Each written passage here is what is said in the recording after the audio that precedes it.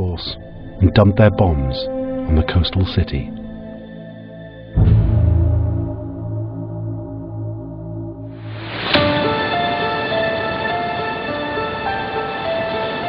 Plan Kathleen had been ditched, Operation Green had been cancelled, and now the IRA's allies had bombed Dublin.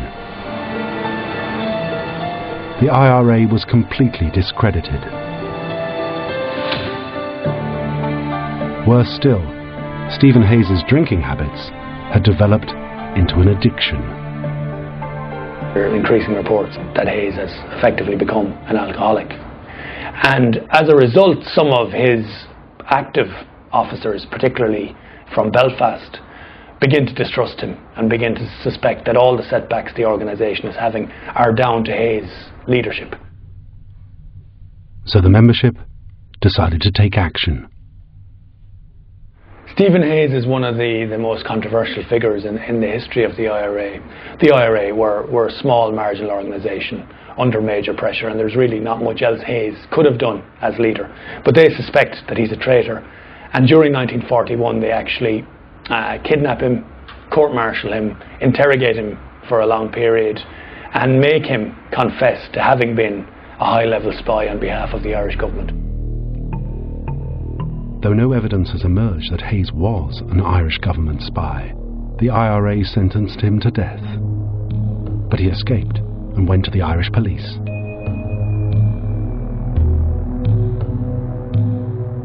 So he escapes, hands himself over to the police.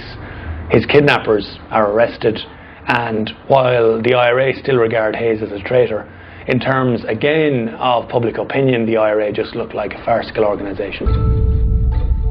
While in custody, the IRA revealed the full extent of Hayes's involvement in Plan Kathleen. He would serve just 5 years in prison.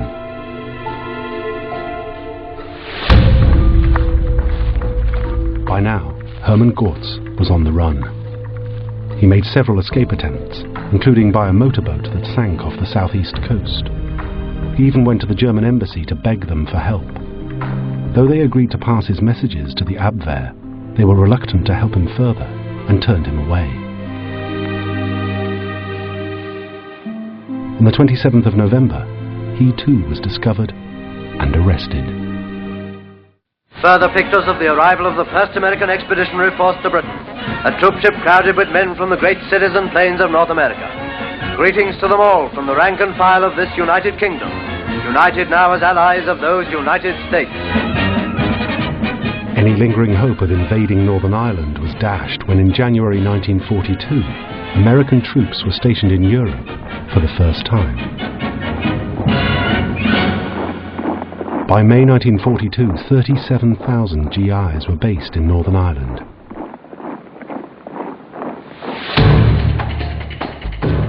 But the IRA still had a point to prove. It had 300 volunteers left in its Belfast unit. Called Northern Command, it was by far the strongest wing of the organisation remaining. There were 26 arms caches hidden over the border in the Irish Republic. By August 1942, those arms were dug up and smuggled north to begin what the IRA called the Northern Campaign, a planned series of assaults on the British Army and police.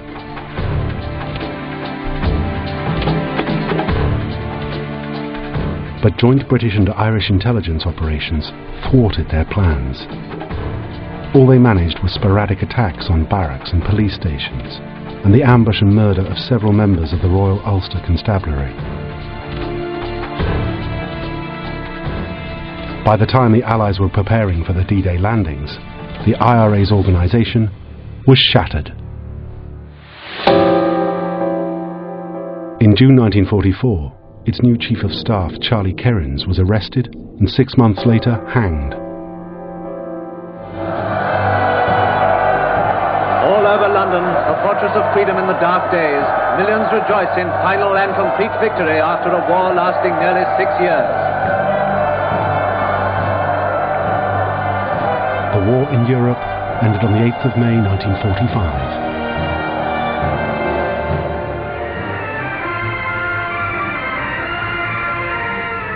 German U-boats surfaced all around Ireland and surrendered to the British. 8 of them came to Londonderry in Northern Ireland, where they surrendered to the Commander-in-Chief of Western Approaches. But while all Europe celebrated, relations between Britain and the Irish Republic reached a new low. In Dublin, Prime Minister Eamon de Valera chose to visit the German embassy and send his condolences for the death of Hitler. He hadn't done the same for the recently deceased American president, Franklin D. Roosevelt. There were even rumours that the Irish tricolour flew at half-mast in some parts of Dublin.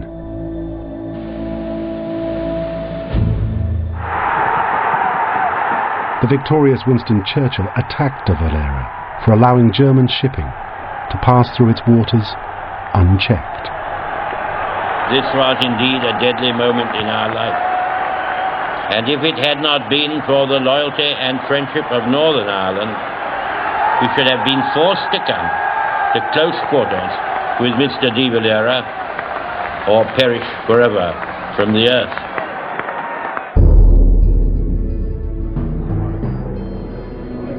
De Valera not only refused to apologize, he attacked the Allies over the trials of Nazi war criminals at Nuremberg. The men who not long ago bestrode the continent of Europe and committed mass crime on a scale which staggers the imagination are today in the dock.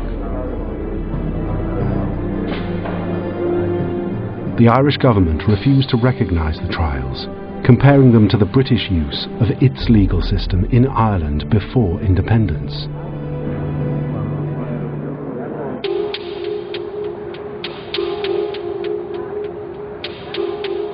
Ireland also seemed to turn a blind eye to those with blood on their hands.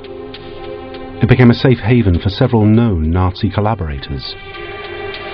These included the Breton nationalist Celestine Lane, who had collaborated with the Nazis by hunting down resistance fighters in Brittany. Lane escaped to Ireland in 1947. He died there in 1983. Nicknamed the Himmler of the Balkans, the Croat collaborator, Andlija Artukovic, escaped to Ireland in 1947. He was implicated in the extermination of 4,000 Serbs and the construction of a system of Croatian concentration camps in September 1941. Otto Scarface Skorseny was a lieutenant colonel in the Waffen-SS. After fighting on the Eastern Front, he commanded a rescue mission that freed the deposed Italian dictator Benito Mussolini from captivity. In 1959, he was living in Ireland on a 200-acre farm in County Kildare. He later moved to Spain, where he trained mercenaries.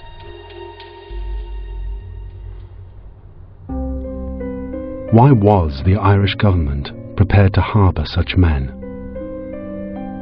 It's a question that is still reluctant to answer today. Since the war, Eamon de Valera has often been characterised as a stern, unbending, devious, and even divisive Irish politician. But it's not entirely a fair portrait of him. In fact, de Valera had on occasion helped the British during the war.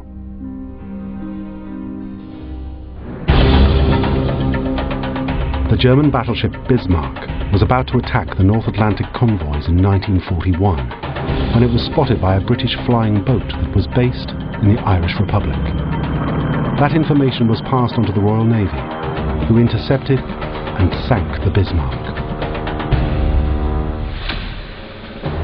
And there was the crucial Dublin link between G2 and MI5 that undoubtedly led to the abandonment of Plan Kathleen and the thwarting of the IRA's activities.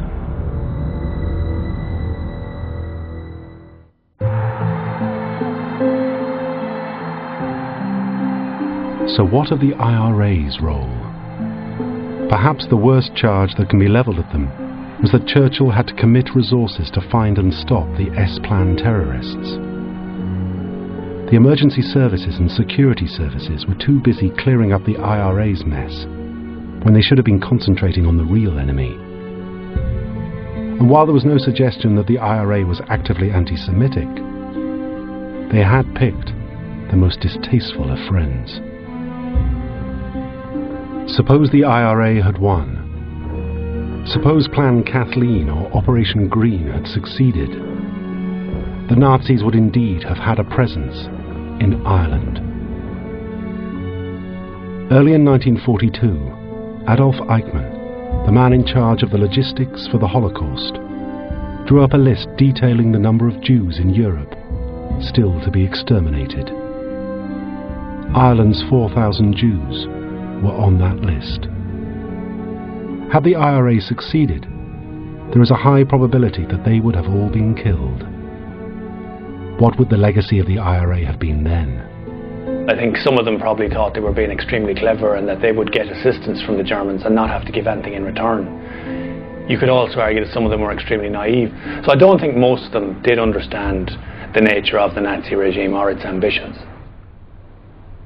And where does that leave Sean Russell, a highly controversial figure whose obsession with a united Ireland blinded him to the Nazis' real intentions?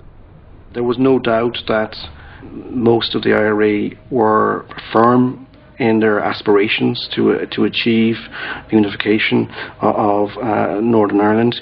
Perhaps Sean Russell was the one individual who was most determined to lead, if necessary, a national revolution with German assistance. Sean Russell's statue still stands in Dublin's Fairview Park. It's been vandalised twice, once decapitated by an anti-fascist group.